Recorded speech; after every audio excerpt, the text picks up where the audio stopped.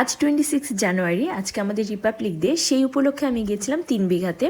আমি যেহেতু আদি শ্বশুরবাড়ি এসেছি, সেটা চ্যাংড়াবান্ধায়, তো সেখান থেকে 3 বিঘা খুব কাছে, তো সেখানেই আমি গিয়েছিলাম আজকে। প্রথমে বলে রাখি, 3 বিঘা কিন্তু ভারত বাংলাদেশের সবচেয়ে বড় সীমান্ত। এটাকে 3 বিঘা করিডোরও বলা হয়।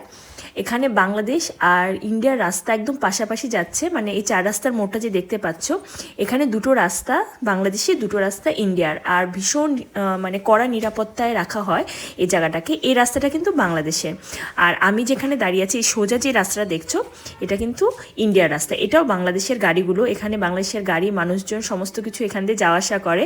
তো সব বাংলাদেশের মানুষজনদেরকে দেখলাম, বেশ ভালো লাগলো। আমাদের প্রতিবেশী দেশ, এখানে প্রচুর বিএসএফ ক্যাম্প রয়েছে।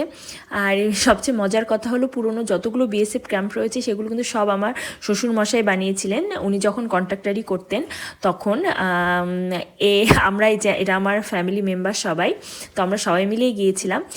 এরা সবাই কিন্তু বাংলাদেশের লোক। আমি একটু চুপ করে ক্লিপ নিয়ে নিয়েছিলাম।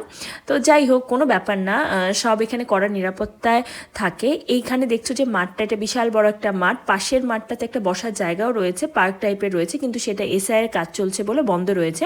কিছুদিন পর আবার খুলে দিবে। তবে আমরা মাঠটাতে খুব মজা করলাম, অনেক ফটোশ্যুট করলাম, হাঁটলাম, গল্প করলাম। সবচেয়ে মজার কথা হলো, আর সবচেয়ে ভালো লাগার কথা হলো, সব বাংলাদেশের যানবাহন মানুষজনকে দেখলাম, তো বেশ ভাল লাগছিল। আর এখানে অনেক অনেক অনেক গাছ রয়েছে, এত পাখি কিচিমিচি, মানে জায়গাটা এত সুন্দর, এত মনোরম পরিবেশ যে দেখলে মন জুড়িয়ে যায়। অনেকেই দেখতে এসেছিলো, যেহেতু আজকে 26 জানুয়ারি, তো অনেকেই কিন্তু বর্ডারটা দেখতে এসেছিলো। তো আমাদের ফিরতে ফিরতে তারপর সন্ধ্যা লেগে গিয়েছিলো। যাক, আজকের দিনটা খুব মজা।